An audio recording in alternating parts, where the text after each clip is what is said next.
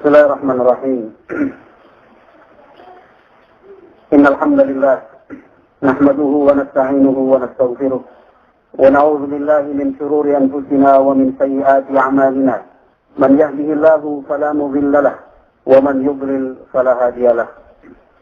Ashhadu an la ilaha illallah wahdahu la syarika lahu wa ashhadu anna Muhammadan 'abduhu wa rasuluh sallallahu alaihi wa ala alihi wa ashabihi ومن تبعهم بإحسان إلى يوم الدين. يقول ربنا جل وعلا في القرآن الكريم: يا أيها الذين آمنوا اتقوا الله حق تقاته ولا تموتن إلا وأنتم مسلمون. فإن أصدق الحديث كتاب الله وخير الهدى هدى نبينا محمد صلى الله عليه وسلم وشر الأمور محدثاتها فإن كل محدثة بدعة وكل بدعة ضلالة وكل ضلالة في النار. Ma'asyiral ikhwah rahimani wa rahimakumullah. Alhamdulillah, segala puji, sanjungan, tahmid dan syukur kita panjatkan kepada Allah Subhanahu wa taala yang telah melimpahkan segenap nikmat, nikmat yang tiada terbilang jumlahnya, nikmat yang tiada batas dan tiada tepinya, nikmat yang tidak akan mungkin bisa kita tentukan berapakah jumlahnya, nikmat yang sebagian besarnya kita lupakan dan kita lalaikan. Ikhwati fillah yang dimuliakan dan dirahmati Allah Subhanahu wa ta'ala. Benar apa yang dikatakan oleh Nabi Muhammad sallallahu alaihi wasallam di dalam sebuah hadis yang sahih diriwayatkan oleh Imam Bukhari rahimahullah dari sahabat yang mulia Abdullah bin Abbas radhiyallahu ta'ala anhuma. Kata Rasulullah sallallahu alaihi wasallam, "Ni'matani maghbunun fihima katsirun minan nas, as-sihhatu wal faragh." Ada dua jenis nikmat yang disebutkan secara khusus oleh Rasulullah sallallahu alaihi wasallam di antara sekian banyak nikmat yang Allah berikan dan curahkan untuk kita. Hal ini menunjukkan bahwa dua bentuk nikmat ini memiliki kedudukan yang khusus dan berbeda. Kata beliau sallallahu alaihi wasallam, dua nikmat tersebut maghbunun fihima katsirun minan nas. Kebanyakan orang lalai dan melupakannya. Yang pertama kata Rasulullah sallallahu alaihi wasallam, as-sihhatu wal faragh, kesehatan dan kesempatan. Dua nikmat ini, ma'asyiral ikhwah rahimani wa rahimakumullah, akan terasa berarti dan penuh nilai ketika telah hilang dari tangan kita.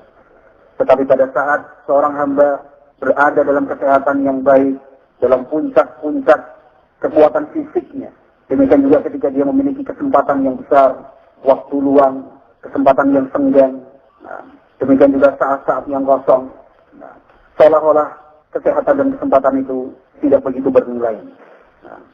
Tetapi ketika dia bandingkan dengan orang-orang lain yang Allah uji kesehatannya dengan berbagai macam penyakit, demikian juga ketika dia mau membandingkan dan mempertimbangkan keadaan saudara-saudaranya yang lain yang tidak memiliki kesempatan seperti yang kita punya, barulah dia akan benar-benar bersyukur kepada Allah Subhanahu wa ta'ala. Kesehatan itu adalah sesuatu yang berharga. Maka kita harus selalu berusaha untuk mendorong dan mengkondisikan diri tetap dalam koridor syukur kepada Allah Subhanahu wa ta'ala. Berbicara tentang teori bersyukur, demikian juga mengungkapkan dan mendorongnya agar selalu muncul dan tumbuh di dalam hati kita, memang perkara yang mudah.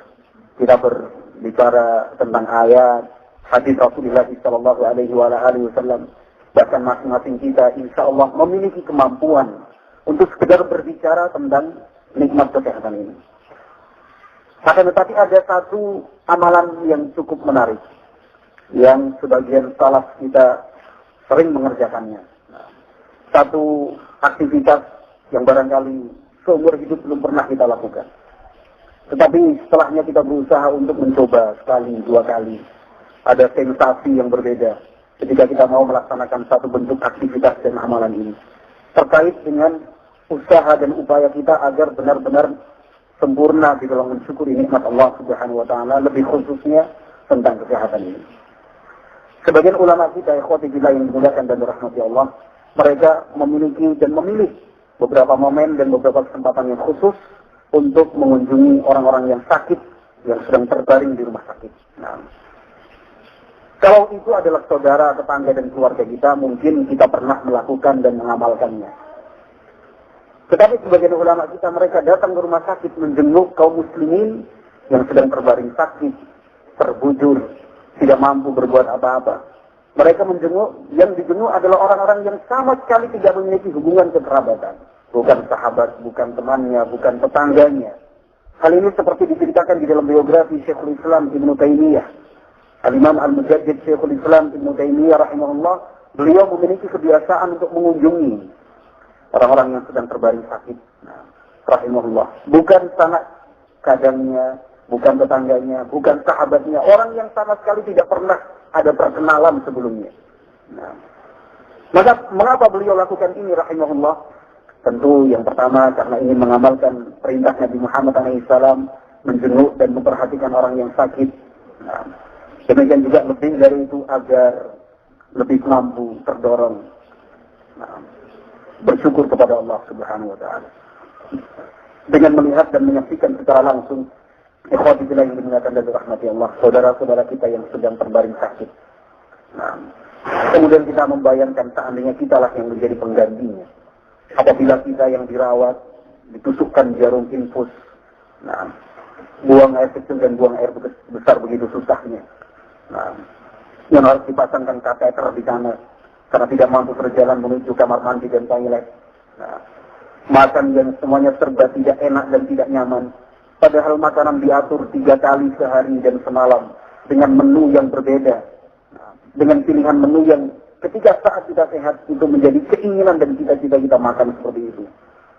Tetapi makanan yang enak, menu yang berbeda dan bervariasi justru tidak kita sentuh. Ikhwati fillah yang dimuliakan dan dirahmati Allah Subhanahu wa taala. Demikian juga pendidikan yang seperti ini kadang-kadang perlu kita serahkan kepada anak-anak kita. Perlu kita terapkan kepada santri-santri kita. Suatu saat kegiatan kegiatan santri misalnya, diajak menuju rumah sakit. Tidak perlu rame-rame dibagi per kelas. Yang seperti ini pernah kita lakukan juga di ma'had kita di Solo. Satu mobil diajak keliling rumah sakit. Tentu sebelumnya kita melobi. Yang kami sudah bawa anak-anak banyak, ternyata sama satpamnya diusir. Nanti mengganggu rame. Tetapi kita lobby baik-baik, layangkan surat kepada pimpinan dan direksi rumah sakit. Kepada pimpinan dan direksi rumah sakit kita sampaikan ini kegiatan rutin anak-anak dibawa dengan 2-3 pembimbing dan pengawas. Sebelumnya diberikan briefing terlebih dahulu, diajarkan adab-adabnya seperti apa, dengan membawa bingkisan, hadiah untuk dibagi-bagikan kepada pasien-pasien yang sedang sakit. Betapa sumringah, bahagia dan gembira orang-orang yang sedang terbaring sakit itu datang anak-anak sambil memberikan hadiah. Mungkin yang sedang terbaring sakit itu lebih kaya dan lebih mampu, tetapi kan rasanya berbeda. Ketika datang anak-anak santri menggunakan jubah, pakai kopiah, bawa barang, mendoakan semoga cepat sembuh Pak, semoga cepat sembuh Kek, karena sudah kakek-kakek yang sakit. Kemudian orientasi ini ruang jenazah, ini ruang mayat. Ditunjukkan secara langsung ini orang-orang yang terbaring karena kecelakaan. Waliyadzubillah, nasallallahu alaihi wasallam. Diterangkan oleh pengawas dan mengajarnya ini hasil, tetapi tentunya tidak di hadapan pasien, tersinggung nanti pasiennya. Kan begitu. Ini waktu dan kondisi tempat. Selesai keluar dari kamar, dikumpulkan, diberikan pendidikan itu. Itulah hasil. Karena tidak memperhatikan aturan dan tata tertib di dalam berlalu lintas. Akibatnya seperti itu. Karena kita apabila dengan secara maksimal dan berusaha dengan sekuat tenaga untuk mematuhi rambu-rambu dan aturan lalu lintas, insya Allah keselamatan yang akan kita rasakan. Itu akibatnya. Maka kalian sebagai anak-anak, apalagi yang anak-anak tanggung masih yang mulai memasuki usia puber, pengennya kan naik motor kan gitu.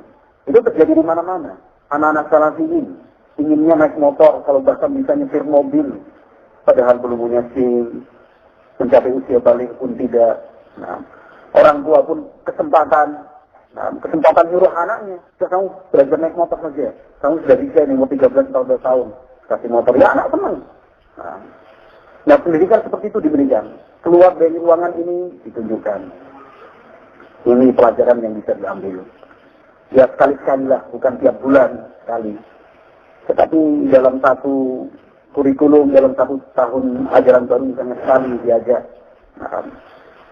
agar membantu mereka menyaksikan secara langsung tentang orang-orang yang diuji oleh Allah Subhanahu wa taala terkait dengan kesehatan dan kekuatan fisik mereka. Sekali waktu juga kadang-kadang bolehlah kita ajak anak, murid kita, adik kita, untuk mengunjungi lembaga-lembaga yang secara khusus menampung dan merawat anak-anak penyandang cacat. Kadang-kadang perlu seperti itu. Tentu kita tidak sembarangan memilih lembaga mana yang akan kita kunjungi. Lembaga-lembaga yang kita lihat baik, bagus, bisa bekerja sama dengan syarat-syarat yang tidak melanggar syariat, di situ kita sampaikan. Kita ajak mereka melihat anak-anak yang buta, menggunakan huruf dan alat braille begini, berjalan dengan tongkatnya, atau mereka yang lumpuh kakinya sehingga harus berjalan dengan kursi roda dan alat bantu tongkat dan semisalnya, atau anak-anak yang Allah Subhanahu wa taala uji dengan tangannya yang buntung patah, sehingga makan pun harus disuapkan, minum pun demikian, buang air kecil, buang air besar harus dicebokkan. Atau kita tunjukkan dan kita persaksikan kepada mereka anak-anak yang tidak mampu berbicara dengan lancar. Ternyata pelajaran itu bukan hanya berharga untuk anak-anak dan santri kita. Pelajaran seperti itu ternyata pun berharga untuk kita juga. Anak-anak yang tidak mampu berucap dengan lancar, yang tidak bisa mengungkapkan apa keinginan dan isi hatinya kepada orang tuanya. Bahkan ada di antara mereka anak-anak yang Allah uji dengan ketidakmampuan mengucapkan huruf vokal saja tidak bisa. Mengucapkan A, I, U, E, O. Ada di antara mereka yang tidak mampu. Cuma ha. Tunjukkan mungkin, memberikan isyarat.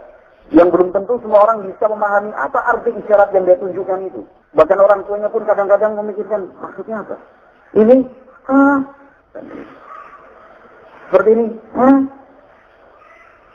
Saya bila yang dimuliakan dan dirahmati Allah, ini pendidikan secara langsung.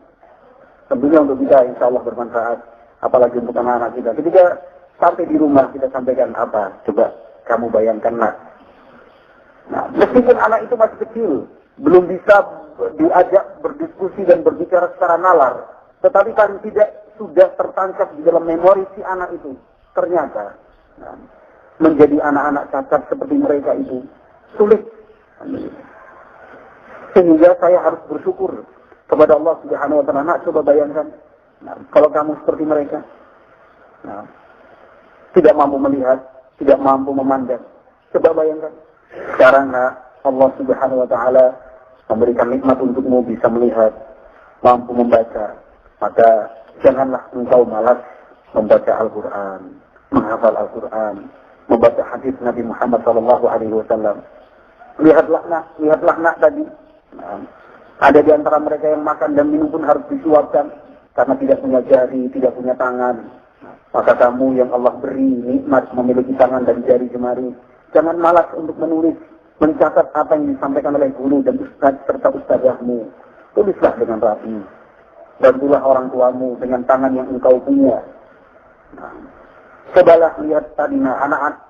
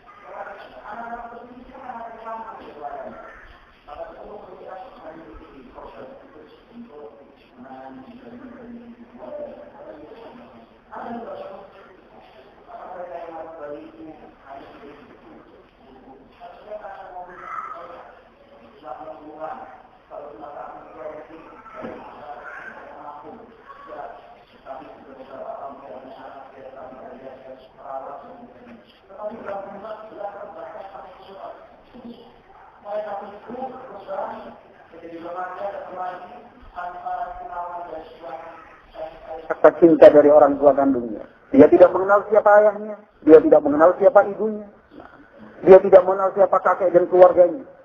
Maka dalam kisah yang saya bawakan tadi, anak tersebut dibawa oleh salah seorang pengurus, ke dalam ruangan tersebut. Lihat mereka. Sebelumnya telah diberikan sebuah pengarahan mukaddimah. Kita akan datang ke sebuah lembaga yang begini dan begitu. Dibawa masuk, lihat kehidupan mereka. Mereka tidak mengenal ayahnya, tidak mengenal ibunya. Nasallallahu alaihi wasallam. Ketika mereka sudah dewasa, diberi keahlian, kemampuan dan keterampilan, baru setelah dipandang mereka perlu, kemudian disalurkan. Alhamdulillah, program dan perhatian dari pemerintah. Setelah semua diajak keliling, baru ditanamkan nilai-nilai yang ingin disampaikan. Maka kamu sebagai anak bersyukurlah. Sampai sekarang kamu masih punya orang tua. Kamu tahu kan siapa ayahmu. Kamu bisa bertemu dan berkomunikasi secara langsung dengan ibumu, dengan umimu. Apakah lalu engkau ingin mengecewakan abimu, mengecewakan umimu, yang sudah bersusah payah mengusahakan agar engkau dapat diterima dan belajar di pondok ini? Apakah engkau pernah membayangkan dirimu seperti mereka? Hidup tanpa cinta dan kasih sayang secara langsung dari orang tua kandung. Nilai-nilai seperti itu sudah ditanamkan. Membekas, alhamdulillah. Hanya membutuhkan waktu setengah jam, 1 jam, keluar oleh pengurus, diajak lagi, belum selesai. Diajak lagi ke ruas-ruas dan protokol jalan yang di sana banyak pengemis dan pengamen. Anak-anak kecil yang bajunya tidak lagi layak dipakai, tidak menggunakan alat standar, alat kaki, rambutnya yang tidak rapi, kotor. Demikian juga sana kemari meminta-minta. Coba bayangkan, kamu tahu seperti mereka. Ternyata itu membekas, alhamdulillah, ada perubahan. Setelah itu dia menjadi santri yang baik, santri yang rajin. Tentu setelah itu tetap diteruskan dengan program-program yang berikutnya, nasihat, pernikahan, alhamdulillah. Tetapi yang dimuliakan oleh Allah, yang ingin ana sampaikan kepada antum semua, bahwa pendidikan secara langsung, tarbiyah, musyahadah, dengan menyaksikan, bahkan terjun di situ dengan melihat secara langsung, itu akan memiliki kesan yang berbeda. Ketika kita hanya di dalam kelas, di dalam masjid, anak-anak dan santri-santri kita kumpulkan misalnya, ini harus bersyukur kepada Allah, bagaimana? Alhamdulillah. Ada juga cara lain yang ditempuh oleh salah seorang dari kalangan ikhwan sendiri. Punya anak laki-laki 2, manjanya bukan main. Anak laki-laki, manjanya bukan main. Makan harus makanan yang mahal. Kalau makanan yang biasa-biasa nggak mau. Harus ini, harus itu. Dimanja oleh kedua orang tuanya. Ketika orang tuanya telah tersadar bahwa pendidikan seperti itu salah dan tidak benar, sulit untuk mereses, mengulang kembali. Karena telah menjadi watak dan kebiasaan kedua anak laki-lakinya. Nasihat juga nggak bisa berlaku segala macam. Akhirnya apa yang dia lakukan? Anak laki-lakinya dibawa ke perumahan-perumahan kumuh di bawah jembatan-jembatan besar ini. Diajak berjalan kaki di antara sampah-sampah, di antara lorong dan gang-gang yang dipenuhi dengan rumah-rumah yang tidak beraturan, lalat, bau busuk menyengat. Nah, dibawa lihat mereka kehidupannya lebih menyedihkan daripada kehidupan kita. Saksikan, perhatikan. Banyak di antara mereka yang sehari pun belum tentu bisa makan. Nah, kalinya pun mereka bisa makan, makanan dari mana? Yang mereka ambil dari kais, dari tong-tong sampah. Makanan-makanan bekas dari restoran dan rumah makan. Nah, masih anak kecil, alhamdulillah. Ternyata berkesan di dalam hati. Pulang ke rumah, sudah tidak pernah meminta lagi. Kentucky Fried Chicken. Pizza Hut. Sudah tidak pernah lagi, alhamdulillah. Sekarang, mau makan apa? Makan apa, Mas? Terserah lah. Sudah sekarang apa-apa mau. Alhamdulillah. Nah, seperti itulah yang dimuliakan dari rahmati Allah Subhanahu wa taala. Memang benar konsep yang dijelaskan oleh Nabi Muhammad sallallahu alaihi wasallam, "Unzuru ila man huwa asfala minkum wa la tanzuru ila man huwa fawqakum." Kata Rasulullah sallallahu alaihi wasallam di dalam hadis Abi Hurairah radhiyallahu taala anhu ini, perhatikan dan lihatlah orang yang tingkatannya di bawah kalian. Jangan lihat dan memperhatikan orang yang tingkatannya di atas kalian. Fa innahu ajdaru an la tazdaru nikmatallahi alaikum. Karena dengan cara dan sikap seperti itu, kalian akan terbantu dan lebih mudah untuk tidak meremehkan nikmat yang Allah curahkan kepada kalian. Nah, kalau kita melihat yang di atas, tidak akan pernah berhenti. Nah, seorang istri misalnya, itu bulan sudah punya kulkas baru, kita nggak punya. Nah, jadi akhirnya kadang-kadang sayuran busuk, buah-buahan juga nggak bisa beli ikan, kemudian disimpan selama 2-3 hari, mau beli kulkas. Nah, akhirnya memaksakan diri. Nah, memaksakan diri cari hutangan sana, hutangan sini. Beli kulkas. Dikit-dikit padahal kalau kita melihat yang di bawah kita akan bersyukur, benar-benar bersyukur. Ternyata alhamdulillah masih banyak di antara saudara-saudara kita yang kesulitan untuk makan sehari sampai 2-3 kali pun kadang di antara mereka masih ada yang sulit. Kerja mungkin gaji pas-pasan, mepet, ngepres. Tapi alhamdulillah kita bersyukur kepada Allah Subhanahu wa taala masih memiliki pekerjaan. Karena berapa banyak pengangguran. Bahkan yang merasakan pengangguran pun bukan hanya mereka yang tidak lulus sekolah dan tidak lulus kuliah. Yang pengangguran justru dari kalangan orang-orang terpelajar yang memiliki gelar dan titel S1, S2. Tetapi ternyata kemudian menjadi seorang penganggur. Tentu dengan melihat keadaan dan kondisi orang-orang yang ada tingkatannya di bawah kita akan semakin bersyukur kepada Allah Subhanahu wa taala. Seperti bila yang dimuliakan dari rahmat Allah, itu tadi cabang dari pembahasan tentang nikmat kesehatan yang Allah Subhanahu wa taala berikan dan curahkan untuk kita. Demikian juga nikmat kesempatan. Akhwati fillah rahimani wa rahimakumullah. Kesempatan pun sesuatu yang begitu berharga untuk kita. Kesempatan waktu luang. Di kalangan kaum muslimin yang ingin sekali duduk bermajlis, merasakan nikmat dan lezatnya ilmu yang disampaikan. Tidak sedikit merasakan, mendengarkan secara langsung sejuknya ayat-ayat Al-Quran dan sejuknya hadis-hadis Nabi Muhammad SAW serta nasihat-nasihat siraman ruhani dari para ulama kita. Tetapi ternyata tidak semua orang memiliki kesempatan yang sama seperti yang kita miliki saat ini. Maka kita harus bersyukur kepada Allah Subhanahu wa taala. Waktu yang berlalu selalu penuh dengan arti. Masa yang berjalan selalu memberikan manfaat untuk kita. Nah, setiap saat tidak semakin baik daripada saat sebelumnya. Hari ini harus lebih baik daripada hari yang kemarin. Tahun depan pun demikian harus lebih baik daripada tahun ini. Nah, sehingga seorang muslim tentunya memiliki target-target dan rencana yang terukur. Apalagi kita salafiyin, Ahlussunnah wal Jamaah. As-salafiyin, Ahlussunnah wal Jamaah harus lebih memiliki target dan rencana-rencana yang terukur.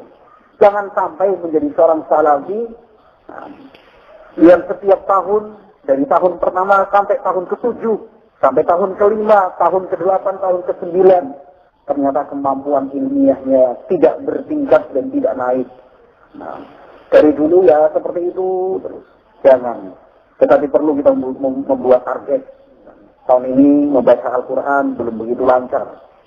Maka tahun depan saya harus bisa mencapai tingkatan orang yang membaca Al-Quran dengan lancar. Maka mulai sekarang saya harus mengikuti program atau berusaha mencari dan membuat program sendiri belajar membaca Al-Quran. Nah, kalau tahun ini sudah mulai lancar, Dan baik bacaan Al-Qurannya harus memiliki target tahun depan. Oh, tahun depan saya memiliki target hafal 30 juz. Oh, terlalu sulit. Juz 30 kan begitu. Juz 30 minimalnya. Dari surat An-Nas sampai Amma Yatasa'alun. Oh, 1 juz. Sulit. Tidak begitu sulit.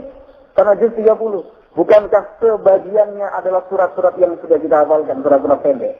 Nah, selain surat-surat pendek yang kita hafalkan, surat-surat di dalam juz Amma adalah surat-surat yang sudah sering kita dengarkan. Jadi bacaan imam dari Murattal, alhamdulillah, punya modal yang cukup besar untuk memulai rencana besar, yaitu menghafalkan Al-Quran, juz yang ke-30. Nah, juz yang ke-30. Kadang-kadang ikhwati fillah yang dimuliakan dari rahmati Allah, saya merasakan anak pribadi.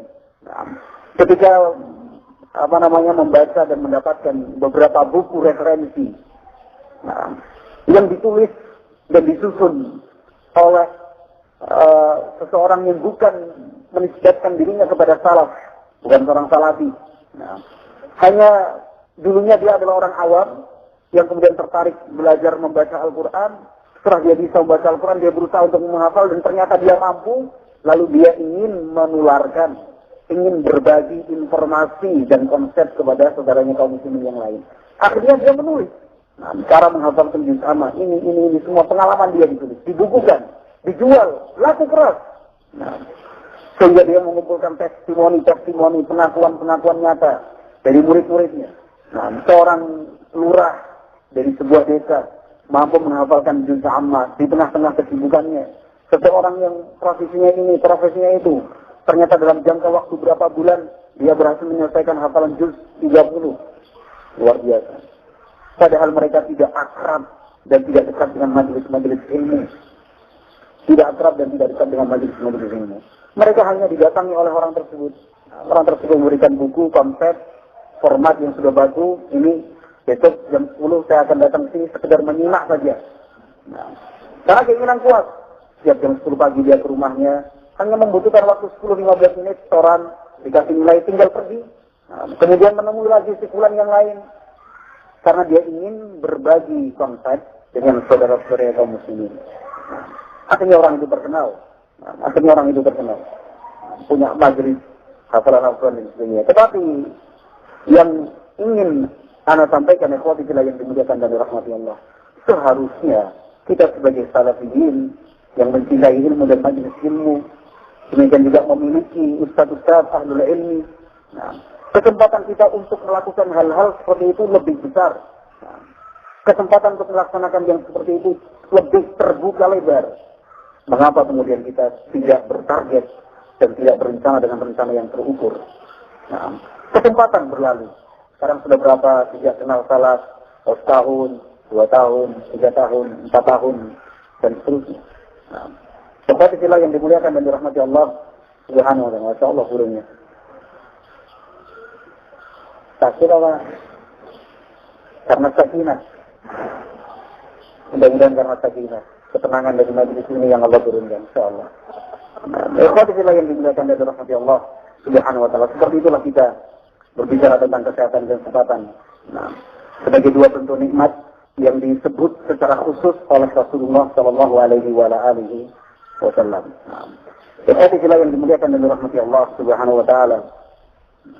Yang berikutnya, kita akan sedikit berbicara tentang tarbiyah atau konsep pendidikan sebagaimana yang diajarkan dan dibimbingkan oleh Rasulullah Sallallahu Alaihi Wasallam. Karena ini kaitannya erat dengan masa depan kita dan masa depan anak-anak kita. Masa depan kita pun sangat terkait erat dengan masa depan anak-anak kita. Kebahagiaan kita kelak sebagai orang tua itu juga memiliki hubungan yang kuat dengan keberhasilan anak-anak kita di dalam menjalani kehidupan dunia. Kenapa bisa seperti itu? Bisa. Nah, orang tua tentunya akan berbahagia, merasakan kebahagiaan, merasakan kegembiraan, sukacita ketika melihat dan menyaksikan anak-anaknya menjadi anak-anak yang saleh dan salehah. Sebaliknya orang tua itu akan merasakan susah hidupnya.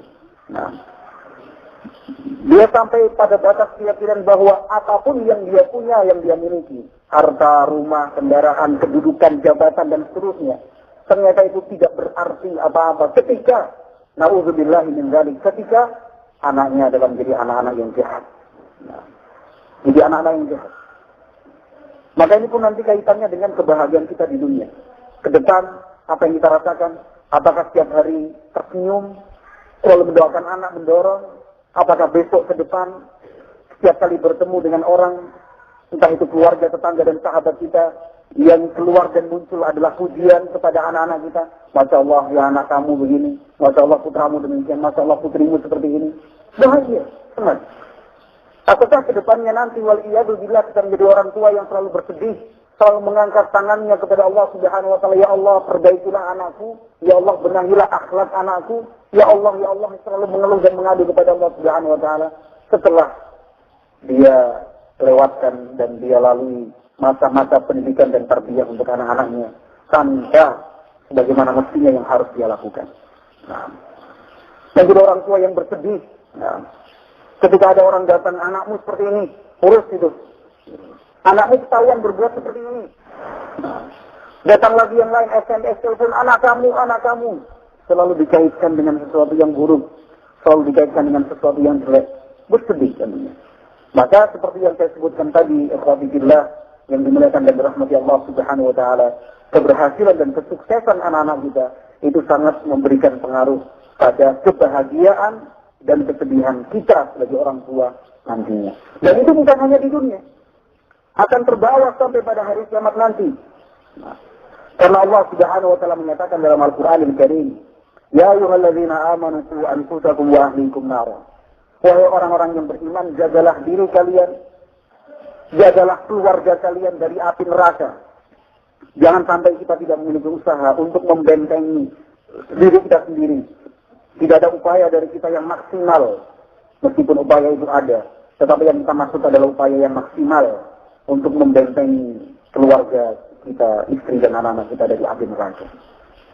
Nah, maka itu semua pun akan terbawa pada hari kiamat. Orang tua mana yang tidak ingin namanya dipanggil oleh Allah Subhanahu wa Ta'ala? Orang tua mana yang tidak ingin setelah namanya dipanggil dia diminta dan diperintahkan untuk masuk ke dalam surga? Sebagaimana disebutkan di dalam sebuah hadis yang sahih diriwayatkan oleh Syekh Muqbil rahimahullah taala, pada hari kiamat nanti ada orang yang akan diminta dan dipersilakan masuk ke dalam surga. Kemudian orang itu mengatakan, wa ma amiltu min khair. Kebaikan apa yang telah aku perbuat di dunia? Dia merasa tidak ada kebaikan yang sifatnya besar pernah dia lakukan di dunia. Dia tidak pernah merasa melakukan sesuatu yang bernilai di sisi Allah Subhanahu wa Ta'ala. Lalu mengapa dia dipersilakan dan diminta masuk ke dalam surga Allah Subhanahu wa Ta'ala? Dia pun bertanya. Jawabannya, istighfar waladik. Kamu masuk ke dalam surga. Itu karena istighfar yang selalu diucapkan dan dipanjatkan oleh anak-anakmu untukmu. Terbawa kan pada hari kiamat nanti. Sampai seperti itu. Nah, sampai seperti itu. Sebaliknya ketika anak-anak kita waliyadzubillah menjadi anak-anak yang buruk, yang jahat, yang jelek. Tanggung jawab itu pun ada di pundak kita. Karena anak adalah amanah. Tanggung jawab yang Allah titipkan kepada kita. Nah, yang suatu saat akan diminta kembali oleh Allah Subhanahu wa Ta'ala. Lalu kita harus siap mempertanggungjawabkannya di hadapan Allah Subhanahu wa Ta'ala. Apakah setelah berusaha secara maksimal untuk mendidik dan mengkondisikan anak-anak kita cinta kepada agama, cinta kepada Allah dan Rasulnya Sallallahu Alaihi Wasallam, cinta kepada Islam, cinta kepada ilmu, ataukah tidak? Atau bahkan kita justru menjauhkan mereka dari ilmu dan majelis ilmu? Nah, maka ikhwati fillah yang dimuliakan dan dirahmati Allah Subhanahu wa Ta'ala, maka anak itu adalah amanah yang Allah titipkan di atas pundak-pundak orang tuanya. Orang tua akan menjadi mas'ul, orang akan diminta pertanggungjawabannya oleh Allah Subhanahu wa Ta'ala tentang amanah dan tanggung jawab tersebut. Nah, maka sikap yang setengah hati, nah, atau tidak maksimal di dalam memberikan tarbiyah dan pendidikan kepada anak-anak, itu menjadi khalalun wadih, itu menjadi sebuah kekurangan yang tampak nyata dari diri kita, kesalahan yang fatal dan jelas. Nah, ikhwati fillah yang dimuliakan dan dirahmati Allah Subhanahu wa Ta'ala. Nah, kadang-kadang kita perlu juga belajar dari semangatnya orang-orang awam. Nah, kita perlu belajar dari semangatnya orang-orang awam. Bukan belajar dari setiap hal dan dalam semua perkara. Tetapi kita belajar untuk bercermin pada diri kita sendiri. Tentu bukan sesuatu yang asing, sesuatu yang sudah sering kita lihat dan kita saksikan.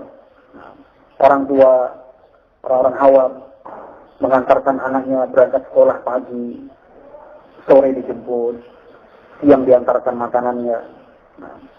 Bahkan anak-anaknya yang masih TK dan SD, kelas 1, kelas 2, ibunya, kata orang Jawa, ditunggu, diantar, ditunggu, ibu-ibunya ngerumpi, ngobrol di halaman sekolah TK, sekolah SD umum ya, saya bicara tentang sekolah umum, ngobrol, anak-anaknya sekolah. Orang tuanya dandan, ibunya dengan dandanan yang menor, kan gitu, sambil membawa makanan, perhatiannya, semangatnya untuk anak-anaknya kelak menjadi anak-anak yang pintar, cerdas, pandai, memiliki pangkat dan pendidikan. Biar anaknya bisa diterima di sekolah ini, dia jual tanahnya, dia gadaikan SK sebagai pegawai, SK pegawainya. Dia menjual perhiasan emas yang dia punya. Dia berhutang ke sana dan kemari. Meskipun hutang itu harus berbunga, karena sekarang ada kredit pendidikan. Itu usaha dan upaya mereka, agar anak-anaknya menjadi apa? Menjadi seorang pemain bola yang terkenal. Pulang sekolah dijemput oleh bapaknya, dibawa ke SSB, sekolah sepak bola. Sekolah luar biasa, mau saya terjemahkan tadi. Sekolah luar biasa. Sekolah sepak bola. Diantar. Dibelikan sepatunya bukan sepatu yang 20.000, nggak ada ya, tapi 200.000, 500.000. Padahal berasal dari keluarga yang miskin dan tidak mampu. Dibelikan seragam ini dan itu. Perjuangan seperti itu untuk tujuan apa? Agar anaknya menjadi seorang pianis terkenal. Pianis ya, ahli main piano, kali ini biola ya. Salah lagi. Seorang pianis disekolahkan di sekolah musik, pulang dari sekolah. Karena orang tuanya dulu ketika masih kecil punya obsesi menjadi seorang pianis terkenal, tetapi tidak terwujud, maka dia ingin wujudkan pada anaknya. Dulu karena sibuk itu begini, jadi bapak nggak sempat belajar alat musik yang bernama piano. Jadi mudah-mudahan kamu bisa mewujudkan cita-cita dan keinginan bapak. Itu. Padahal sekolah piano itu luar biasa mahalnya. Sekali pertemuan kadang 100.000, 200.000. Sekali pertemuan hanya 1 jam, 1,5 jam. Hanya diajari memegang tut, kanan kiri, gini membaca not-not dan balok-balok angka, kan gitu. 100.000, 200.000. Itu berusaha banting tulang. Ada yang jualan sampai membawa keranjang yang penuh dengan barang-barang. Orang tua ada di antara mereka yang rela untuk tidak makan, menahan lapar. Yang penting anakku sekolah. Katanya. Yang penting anak saya sekolah. Padahal tujuan akhirnya bukan ukhrawi, bukan akhirat. Tujuan akhirnya bukan untuk mencari keribuan dari Allah Subhanahu wa taala. Tetapi yang dia cari adalah agar anakku menjadi juara 1 di kelasnya. Agar anakku menjadi juara umum di sekolahnya. Agar anakku terkenal. Agar anakku ini dan itu. Ada yang menjadi tukang sampah rela. Setiap pagi dari jam 6 sampai jam 9. Dia mengambil dan berkeliling mengambil sampah dari perumahan satu ke perumahan yang lain. Selepas sholat zuhur dia bawa dan mengayuh becak yang dia punya. Dia kumpulkan uangnya agar anaknya bisa masuk kuliah dan mendapatkan serta menggait gelar sarjana ekonomi. Diarahkan kepada dunia. Sementara siraman-siraman rohani tidak dia berikan. Anaknya tidak diarahkan untuk pandai membaca Al-Quran. Dia tidak mengarahkan anaknya untuk mencintai Al-Quran dan mencintai ilmu. Sehingga ketika mereka dewasa dan sudah berhasil katanya, alhamdulillah anak saya sukses. Dulu perjuangan saya begitu berat membuka bengkel dari jam 6 sampai jam 10 malam. Apapun kami lakoni, kata orang Jawa. Istilahnya. Apapun kami lakukan dan kami lewati, asalkan anak saya berhasil dan sukses. Ketika orang tuanya jatuh sakit, anaknya tidak pernah datang. Tidak menjenguk. Orang tuanya telepon, "Ya bisa Pak, aku lagi sibuk." Jawaban seorang anak yang tidak mengenal agama. Sudah nanti saya tak bilang kepada yang lain. Biar ibu dibawa ke rumah sakit, nanti saya bayar semuanya. Seperti itu jawaban seorang anak yang tidak mengenal agama. Semua akhirnya dia nilai dengan uang. Sudah nggak apa-apa, telepon saudaranya, pamannya. Om, tolong om, ibu sakit, tolong diantar ke rumah sakit. Nanti ke rumah sakit apa saja terserah, kelas VI pun oke, boleh. Nanti nggak usah khawatir, saya yang bayar semuanya. Uang saya banyak. Kalau uang kita rupiah ya, bukan banyak. Semuanya. Akhirnya orang tua ibunya yang tercinta masuk ke rumah sakit, dirawat, sampai sembuh. Sekalipun anaknya tidak datang menjenguk. Karena anaknya tidak mengerti tentang kewajiban birrul walidain, perintah dari Allah Subhanahu wa taala. Nah, anak yang berbakti, nah, pekerjaan pun siap dia tinggalkan. Nah, siap dipecat, bos, ibuku sakit. Dia bilang kepada bos tenaga sana, bos, ibu saya sakit, saya izin cuti. Enggak bisa pekerjaan kamu. Enggak, saya sudah titipkan kepada yang lain. Tetap kamu. Enggak, pokoknya saya lebih dahulukan ibu. Ibu saya yang sudah bersusah payah mengandung saya. Ibu saya yang telah rela melahirkan dengan taruhan nyawa. Ibu saya yang menyusui selama 2 tahun. Ibu saya begini dan begini. Enggak mungkin dong. Kemudian saya biarkan ibu saya berbaring sakit. Saatnya saya akan ganti berbakti kepada ibu saya. Kalau begitu, kamu akan saya pecat. Ya sudah, pecat aja. Ini anak yang berbakti. Karena ibunya lebih membutuhkan dan memerlukan. Dia lepaskan pekerjaannya karena dia yakin bahwa itu adalah perintah dari Allah dan Rasulnya. Anak yang taat, anak yang beragama, mengenal ilmu, cinta kepada Al-Quran, cinta kepada sunnah Nabi Muhammad SAW. Nah, dia jenguk ibunya, dia temani. Nah, ternyata ibunya bisa sembuh, alhamdulillah. Karena perhatian dan kasih sayang yang tercurah dari anak itu lebih berarti dan lebih mujarab dari sekedar obat tablet yang dia telan.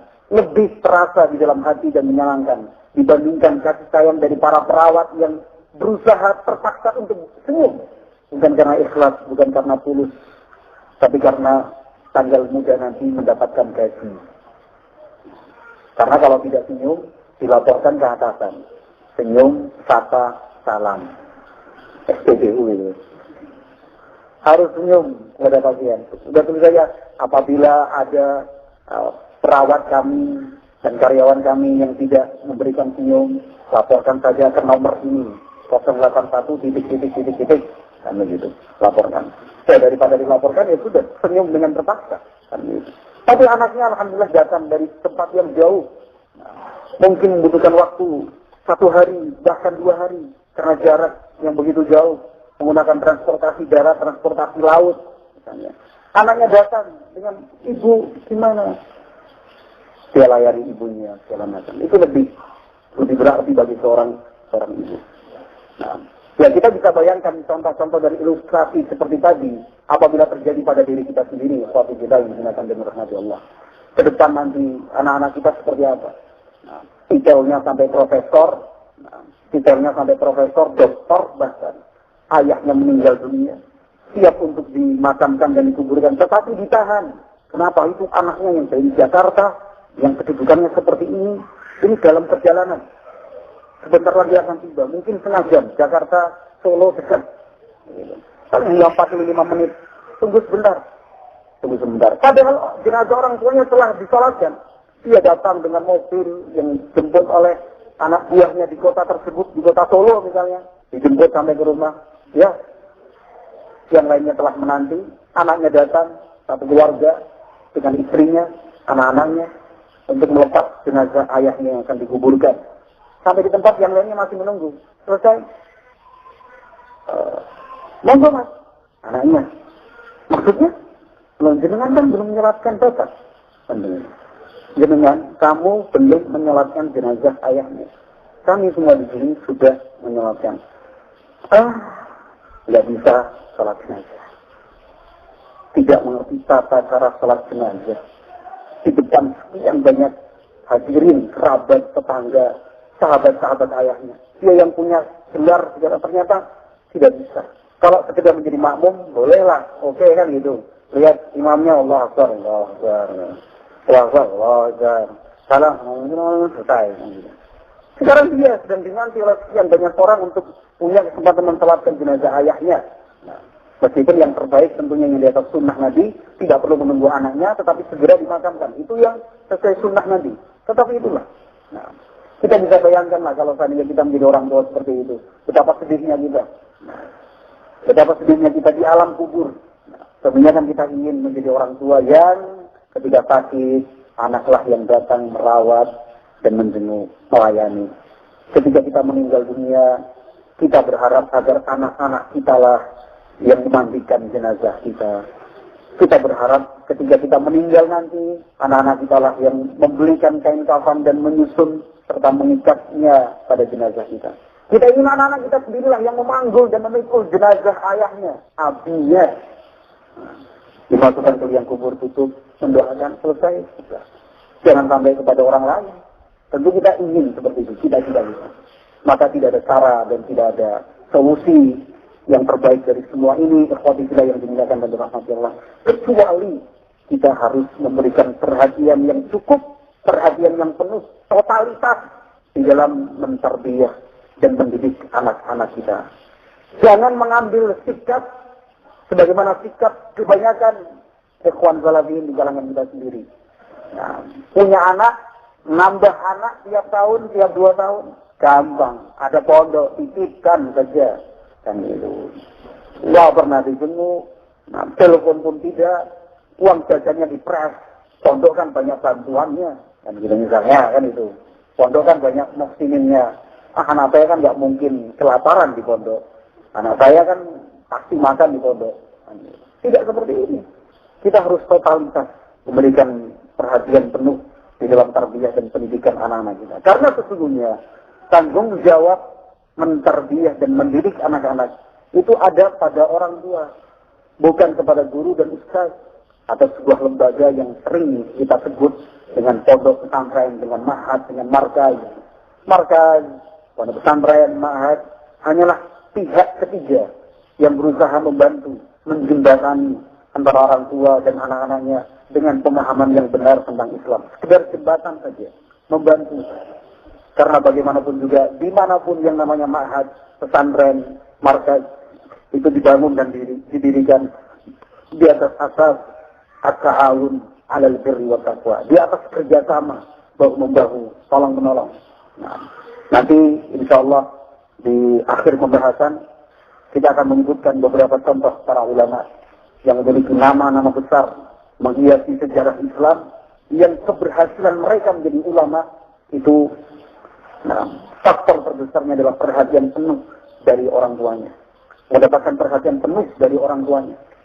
Nah, insyaAllah nanti di akhir pertemuan. Mungkin nanti Ba'dal Asar atau mungkin Ba'dal Maghrib, tapi insyaAllah akan saya sampaikan. Saya sudah mempersiapkan 9 contoh.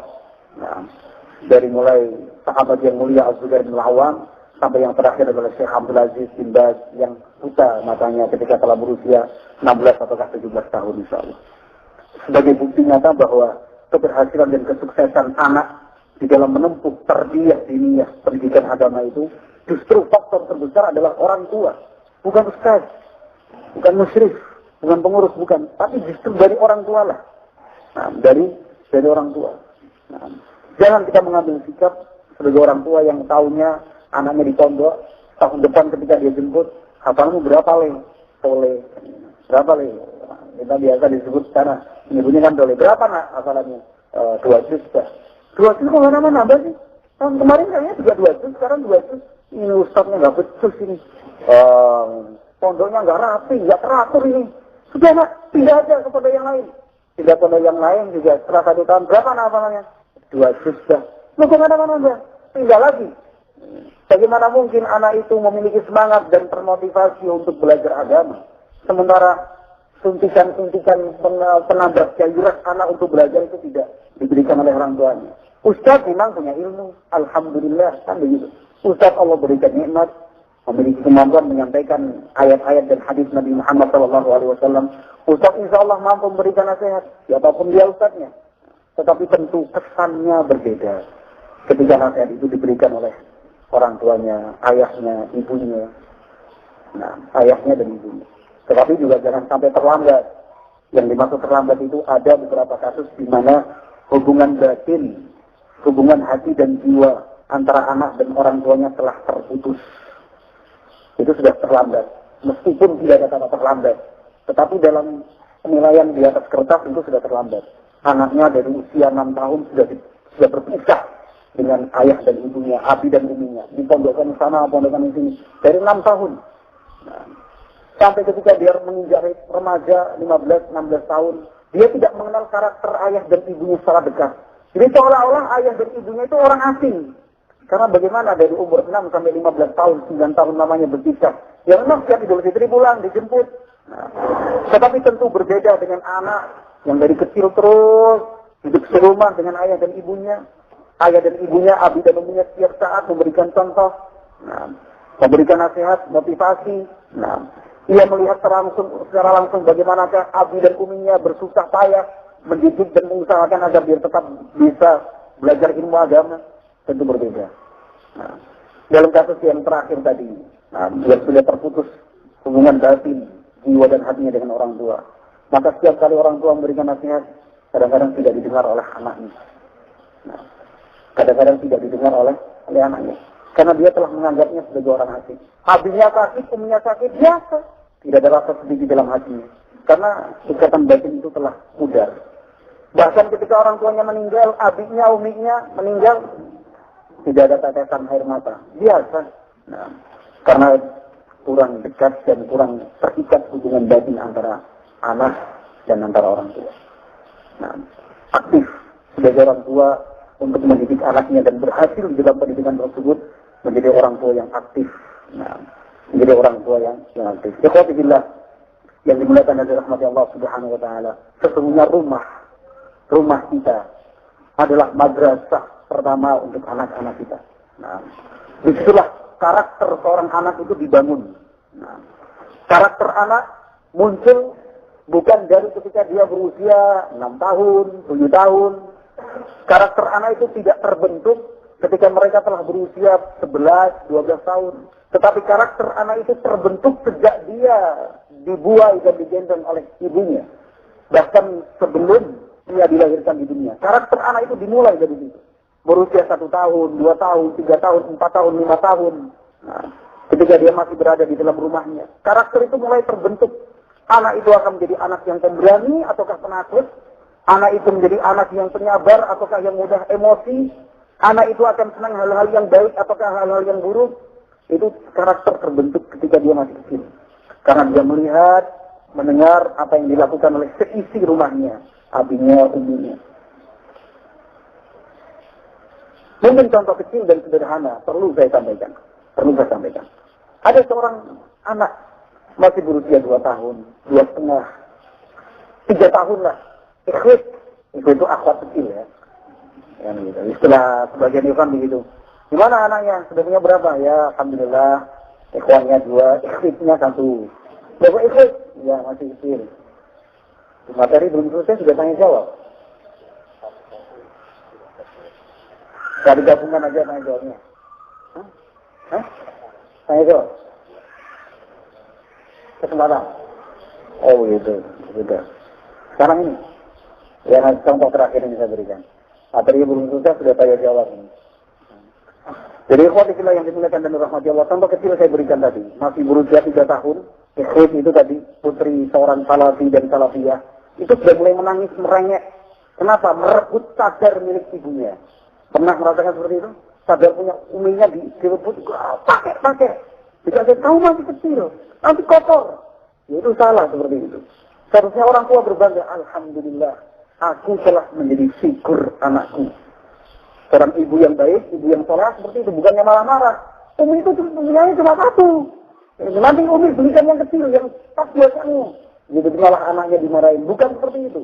Nah, itu artinya kita telah membangun sebuah dinding pemisah antara ibu sebagai figur yang dia cintai dan dia tanuti, yang dia ikuti.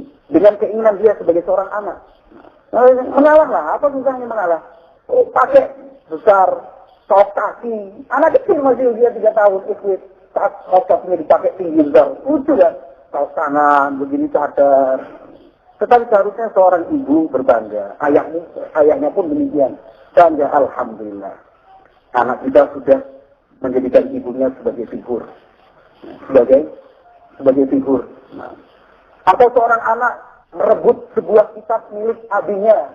Abinya mau berangkat taklim karena rajin menghadiri majelis ilmu, mau berangkat direbut. Ini punya aku. Masih kecil padahal. Punya aku, jangan ini abi mau taklim. Itu pun sebenarnya tidak tepat melarang anak abi mau taklim. Tapi melihat dari sisi yang baik, alhamdulillah. Ternyata anakku sudah mulai tertanam di dalam hatinya cinta. Kemudian di dalam hati anakku telah tertanam rasa memiliki sebuah kitab. Kan begitu. Kitab apa nih? Sudah direlakan saja. Malam itu akhirnya taklim sama temennya sambil komplain. Ini kan gak apa-apa. Sekali, 2 kali. Karena disebut oleh anaknya. Kalau perlu belikan satu untuk dia, satu untuk kita. Wah, hemat ini ekonomis. Karena alasan ekonomis, anaknya kemudian menjadi korban. Anak menjadi korban.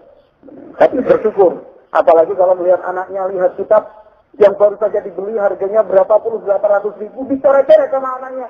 Betul, kitabnya habis nak. Padahal kenapa si anak itu mencoret-coret? Dia pernah menyaksikan abinya ketika taklim, ustaz menyampaikan penjelasan, buku itu ditulisi, diterjemahkan. Anaknya kan meniru, tapi kan masih kecil, umur 3, 4, 5 tahun. Gak paham apa yang dikerjakan abinya sebenarnya. Ketika itu sedang memberikan terjemah, menulis faedah dari ustaz, ditulis di bagian pinggir sisi kosong dari halaman bukunya. Si anak kan melihat, oh begitu. Perasaan anak yang masih kecil. Kitabnya direbut, coret-coret begini. Alhamdulillah, seharusnya begitu. Anakku sudah mulai meniru aku.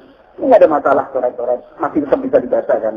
Karena bukan pickaxe yang dimainkan. Kalau pickaxe dihapus semua, ya nggak bisa dibaca. Tapi yang sekedar coretan sana sini. Nah, baru setelah ada kesempatan yang baik, dituntun, diarahkan. Nah, kalau ingin coret-coret, jangan di atas tulisannya. Kalau ingin menulis, coret-coret di bagian sisi ini. Kan bisa diarahkan, bukan dilarang secara mutlak. Coba kalau kemudian orang tuanya melarang, nggak boleh. Kemudian ternyata membekas di hatinya. Akhirnya trauma. Akhirnya tidak mencintai buku, tidak mencintai kitab. Nah, orang tua adalah figur, maka rumah adalah madrasah pertama. Ikhwati yang dimuliakan dan dirahmati Allah di dalam mentarbiyah anak-anak kita. Sekali lagi, saya ingin menegaskan bahwa karakter anak itu terbentuk pertama kali sejak dia di dalam rumah.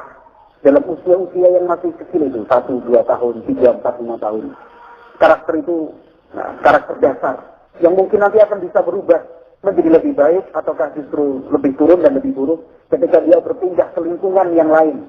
Lingkungan anak-anak yang usianya lebih dewasa.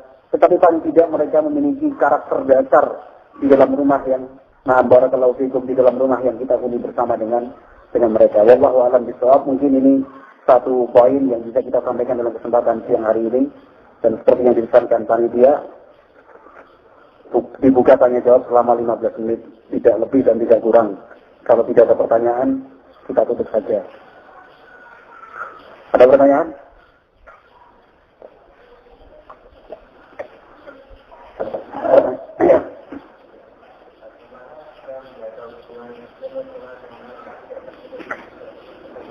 Iya. Iya. Sudah punya anak? Oh belum. Ini persiapan berarti? Sudah menikah? Alhamdulillah. Wallahu a'lam bishawab. Menjaga hubungan emosi tadi antara orang tua dan anak. Yang paling menjadi faktor terbesar adalah kebersamaan. Nah, kebersamaan itu artinya bersama-sama, tidak terpisah dan tidak berpisah. Kalau seandainya berpisah, meskipun kita tetap menjaga hubungan komunikasi, SMS, telepon dan sebagainya, itu pengaruhnya masih sangat kecil di dalam menjaga hubungan emosional antara anak dan orang tua. Tetapi kebersamaan itu, kebersamaan itu artinya apapun yang kita kerjakan, anak melihat bahkan ikut turut serta, itu emosional akan tercipta. Nah, ketika seorang ayah memboncengkan anaknya berangkat ke misalnya ke madrasah, ke pondok, anaknya berpegangan erat di pinggang ayahnya, itu membentuk ikatan emosional. Jangan wah nanti kalau nganter telat capek, bayar orang aja lah, gitu. Atau titipkan ojek, nanti emosionalnya antara dia dan ojek nanti. Tapi seharusnya orang tua bersabar diantar. Kalau misalnya rumahnya tidak terlalu jauh, dekat-dekat saja hanya tetangga pondok. Apa susahnya kita sempatkan waktu 10-15 menit kita ganting anak kita, diantar. Bukannya, ya berangkat, asik lihat dari pintu ini. Hati-hati, jatuh.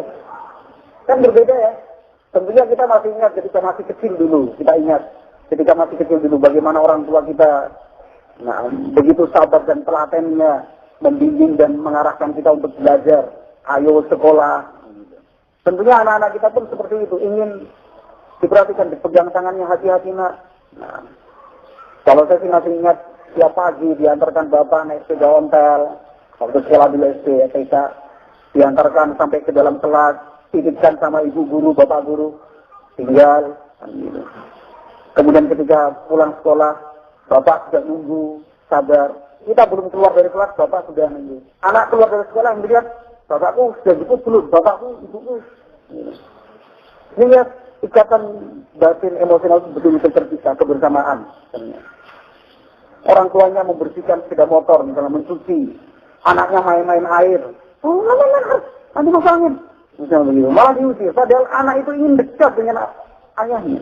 Anak itu ingin merapat kepada orang tuanya. Kok malah kita secara tidak langsung, sadar ataukah tidak, secara tidak langsung kita telah berusaha menjauhkan anak kita sendiri dari diri kita sendiri. Kalau yang ikut tadi kan senang, main-main air di dapur, pengennya cuci piring, dan gitu. Ibunya, uminya sedang merajang berambang dan bawang, ketakabe, pisaunya direbut, wah, ini. Sama uminya malah diusir, pergi. Ini juga salah.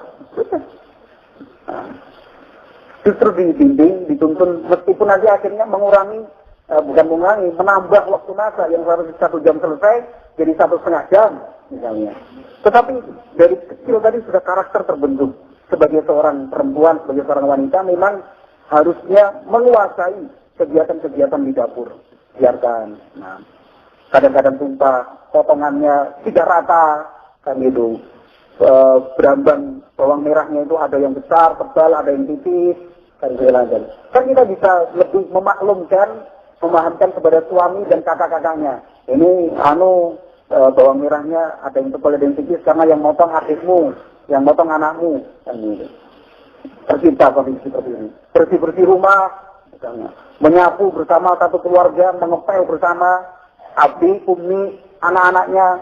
Anak-anaknya diperintahkan, kamu yang ambilin air. Karena senang main air kan ambil air. Nanti yang nyampur dengan sabun, pembersih lantai kamu. Nanti bersihkan sana sini, nanti abdi yang ngepel, misalnya. Umi nanti yang menata pakaian. Ini kebersamaan di dalam keluarga. Tenang seperti itu kira-kira. Kerja bakti bersama di rumah loh. Bukan kerja bakti, bukan cuma di pondok. Seperti itu harus sering dihidupkan. Itu membentuk emosional antara penghuni dan warga rumah. Warga kampung yang namanya rumah. Dan begitu. Kalau alam begini ya. Kebersamaan itu yang paling penting. Kebersamaan bersama. Demikian juga kepada bukan cuma anak dan orang tua. Dalam hubungan apapun kebersamaan itulah yang paling menentukan. Suami istri kan begitu. Semakin sering bersama semakin cinta tentunya. Demikian juga kepada tetangga, bersahabat dan teman, semakin sering berjalan seiring, maka ikatan emosional itu semakin terikat dengan kuat. Wallahu a'lam. Monggo. Ada lagi? Mungkin masih perkenalan ya, agak malu ya. Baru pertama kali ketemu juga. Atau mungkin pakai kertas, tapi jangan sekarang nanti. Kalau sekarang langsung saja. Ada pertanyaan yang lain?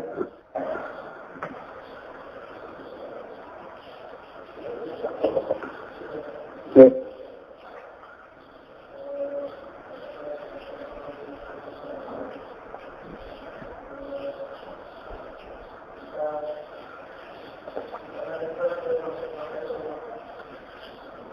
Ya.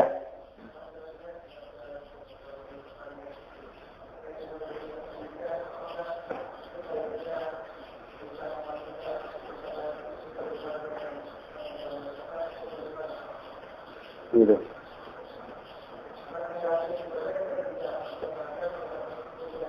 Iya, ya. Tentang teknologi yang bernama internet. Nah, internet itu termasuk perkara yang dikatakan sebagai zatul haddain, punya dua mata, ya. Dua mata. Dan kalau digunakan secara positif, hasilnya positif. Kalau digunakan secara negatif dan salah, hasilnya pun akan buruk. Itu semua orang sepakat, misalnya kan seperti itu ya. Karena di dalam internet, apapun ada. Namanya saja dunia maya, tidak terbatas. Orang yang sering aktif di muka komputer atau laptop atau HP, istilahkan dengan surfing, ya kan, berselayar, selancar, sana kemari. Jadi apapun ada di dunia internet itu. Nah, sekarang pertanyaannya, apakah kita perlu kemudian memasukkan teknologi semacam itu ke dalam rumah dengan kontrol yang ketat? Nah, atau bahkan mungkin masuk dalam kurikulum anak-anak kita? Nah, jawabannya, ikhwatibillah yang dimuliakan dan rahmati Allah, ada sesuatu yang lain yang lebih penting lagi untuk kita masukkan ke dalam rumah kita, dan ada yang lebih penting lagi untuk kita masukkan dalam kurikulum kita. Nah, untuk anak-anak kita, mudaratnya lebih besar daripada manfaatnya. Nah, teknologi, bahayanya lebih menyedihkan daripada manfaatnya, dan itu sudah terwujud pasti. Nah, kontrol yang ketat dari siapa? Kontrol yang ketat dari orang tua. Kontrol yang ketat dari orang tua akan terbatas. Pasti ada dalam kegiatan dan aktivitas sehari-harinya di mana anak itu akan berada di luar kontrol orang tuanya. Tidak mungkin kan orang tuanya selalu menyertai selama 24 jam siang malam ketika dia tidur dan juga bangun. Pasti ada saat-saat di mana orang tuanya membutuhkan istirahat, berpisah dari anak-anaknya. Nah, sehingga kontrol yang ketat itu seharusnya berasal dan bersumber dari pribadi anak-anak itu sendiri. Nah, orang tua hanyalah membantu untuk mengontrol. Nah, maka kita harus berjuang sekarang ini membentuk sikap kontrol yang tercipta dan terwujud di dalam dada-dada anak-anak kita. Yaitu diajarkan tentang tauhid, akidah, adab. Nah, akidah dan tauhid itu perlu disampaikan. Bahwa Allah Subhanahu wa Ta'ala Maha melihat, Allah Maha mendengar. Nah, semua yang kita lakukan akan diminta pertanggungjawabannya di hadapan Allah Subhanahu wa Ta'ala. Waktu itu berharga. Nah, sehingga ketika dia membuka teknologi yang bernama internet, hanya sebatas apa yang dia perlukan, bukan segala macam dia buka. Meskipun itu sifatnya hanya informasi, berita dan wawasan. Nah, tetapi kita ajarkan, kita tanamkan ke dalam diri dan pribadi mereka bahwa waktu itu bermanfaat. Nah, punya manfaat yang besar, harus digunakan sebaik-baiknya. Maka controlling itu harus kita ciptakan di dalam diri dan pribadi anak-anak kita. Nah, karena ternyata survei membuktikan, data di lapangan menunjukkan seperti itu, bahwa anak-anak kita, generasi muda, dari kalangan awam, muslimin, demikian juga bahkan di antara salafiyin sendiri, banyak yang jadi korban dari kegiatan yang bernama internet ria. Karena tidak memiliki kontrol yang baik. Akhirnya akan lepas dari kontrol. Ketika anak kita telah lepas dari kontrol, tidak bisa ditahan-tahan lagi. Karena anak yang sudah terlepas kontrolnya akan sampai pada tingkatan ketagihan. Sehingga dia harus bermain internet. Apalagi yang dikenal, apalagi sesuatu yang sudah mewabah. Kita katakan wabah, kayak penyakit masalahnya. Mewabah, Facebook, Twitter, demikian juga yang lainnya di jaring sosial. Nah, itu bahayanya lebih besar daripada manfaatnya. Mabaratnya lebih kita takutkan daripada manfaat yang kita harapkan. Manfaatnya tentu ada, positifnya pun demikian.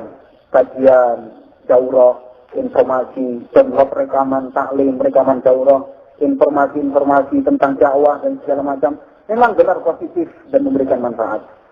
Tetapi untuk mencapai manfaat yang penuh, untuk mendapatkan kebaikan dan maslahat yang utuh, kita membutuhkan sikap kontrol yang benar. Sikap kontrol yang benar. Wallahu a'lam bishawab, seperti itu. 3 menit lagi. Monggo. Waalaikumsalam.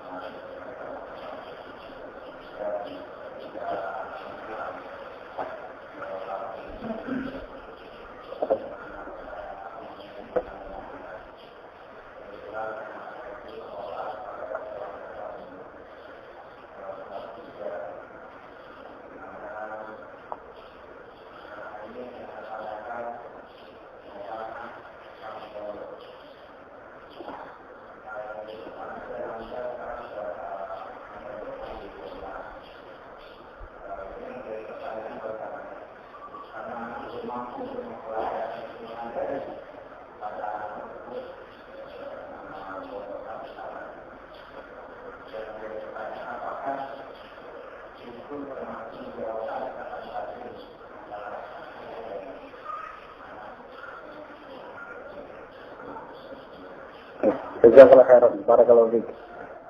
Jadi sudah dengar semua ya kasusnya tadi ya, contoh kasusnya semua. Nah, yang jelas ikhwati fillah yang dimuliakan dan dirahmati Allah Subhanahu wa taala, segala perintah yang ditentukan dari Allah dan disampaikan Rasulullah sallallahu alaihi wasallam itu selalu dikaitkan dengan kemampuan yang disebut dengan al-istita'ah.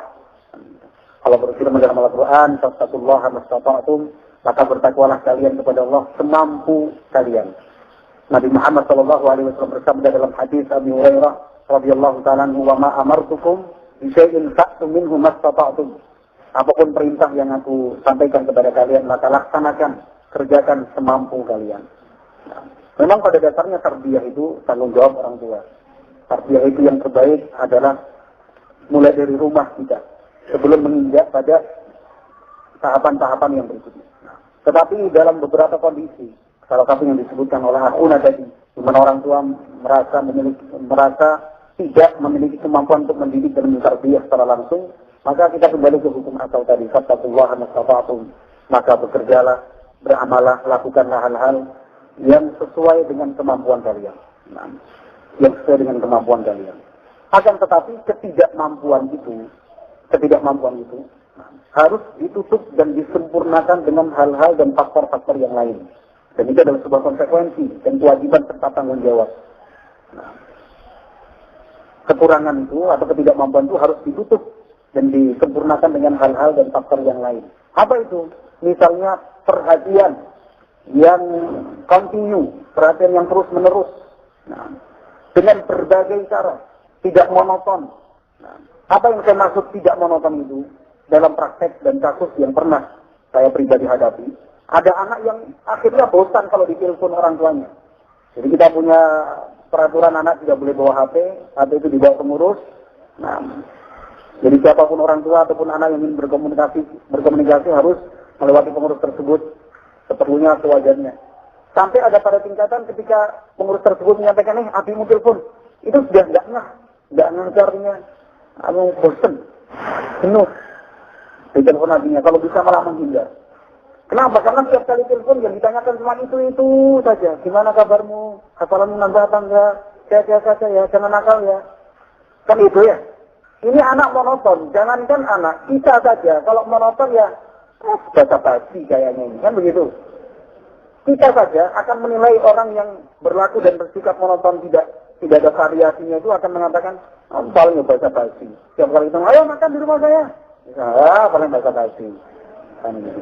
Lihat nanti kalau kita lewat di depan sana paling bilang, ayo mampir ya, buah deh, minum kopi dulu, ini ada buah. Tapi kita harus pandai dan cerdas memberikan variasi perhatian kepada anak. Nah, sesuatu yang dulu pernah ada dan saat ini kemudian hal seperti itu mulai hilang dan pudar keberadaannya. Saya hanya memberikan satu contoh saja ya, satu contoh. Nah, adalah surat.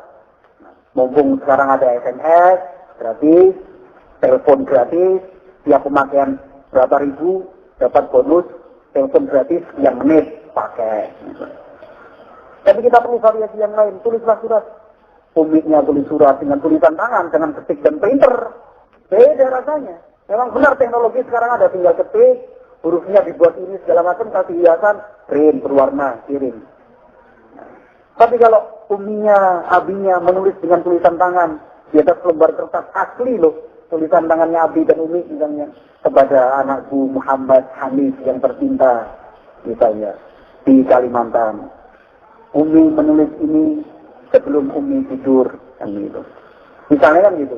Umi ingin memejamkan mata selalu teringat dengan kamu. Nah, kata-kata seperti itu bukan cuma belajar yang rajin ya, pakaiannya dibersihkan bersih, ikut ustadzmu. Tapi mainkan perasaan anak dengan perasaan ibu dan perasaan ayahnya. Itu lebih berkesan. Harus dicoba ya. Jangan coba-coba sih, harus praktekkan. Yang punya anak jauh praktekkan coba. Insya Allah sensasinya berbeda. Intensitasnya berbeda, tulis. Ungkapkan, jadi kita harus mampu melonjak-lonjakkan perasaan anak. Karena itu Umi, itu merasa kehilangan kalau kamu tidak ada di rumah. Pokoknya, jadi Umi, semua itu Umi lakukan. Karena Umi itu punya tujuan agar engkau menjadi anak yang soleh. Umi itu melakukan seperti itu, rela ini dan itu, tulis. Kan gitu. Jadi bukan cuma seperti poin dari seorang komandan kepada bawahannya. Laksanakan perintah ini. 1, 2, 3, ayahmu. Misalnya, Samarinda. Sekarang tanggal berapa? 17 Maret kalau masihnya. 17 Maret 2012. Ayahmu, Abu Hanif. Ada yang Abu Hanif enggak ini? Wadah insya Allah ya, jangan tersinggung. Kalau ada kesamaan nama dan punya. Hanya fiktif belaka. Tadi kan sebuah ilustrasi. Tapi butuh lonjakan-lonjakan perasaan itu dimainkan. Itu sangat memberikan kesan. Artinya pun seperti itu. Bukan segala melihat yang nulis. Artinya nggak usah. Tapi ini baca surat abinya, ini surat umiknya. Nah, ketika itu dilakukan, anaknya akhirnya selalu rindu kan gitu. Pengen ketemu abinya, pengen ketemu uminya. Kalau pas telepon, segera, oh ya ini, telepon. Tenang, bukan seperti kasus anak tadi. Pengurusnya menyampaikan, abimu telepon. Aduh, nih, bilang aja, aku sedang main nih. Bilang ke Ami pengurusnya itu. La haula wala quwwata illa billah. Karena kurangnya apa? Kurang variasi, seperti itu. Kurang variasi. Insya Allah itu satu contoh sederhana yang saya berikan. Dan insya Allah itu sudah pernah dipraktekkan dan ternyata berhasil. Nah, tulisan tangan. Jangan SMS disingkat-singkat lagi. Misalnya PPK atau AB, PDK, PS, AB tidak bisa, K, ke, PNDK, pondok, UTK untuk, JNGK, jenguk, kamu, misalnya. Dikirim. Tapi kalau uzur itu, abinya, uminya tidak bisa menjenguk bulan ini, tertulis dalam surat dengan seperti yang saya contohkan tadi. Sisipkan lonjakan apa perasaan itu anak akan lebih sejuk dia terima. Seperti itu ya. Satu contoh saya. Artinya ketidakmampuan tadi harus ditutup dengan hal-hal dan faktor-faktor yang lain, variasi dan ini sebagainya. Nah, wallahu a'lam bishawab. Ya bukan cuma surat, satu hadiah. Nah, jangan nunggu anak minta diberikan sepatu. Kan gitu. Tadi kita belikan sepatu, mungkin anak-anak kita senang main bola, senang main futsal, belikan sepatu misalnya. Kemudian dibawa ke tukang ukir, tuliskan di sepatu itu namanya. Bisa nggak belajar ini sepatu? Mana belajar? Hah?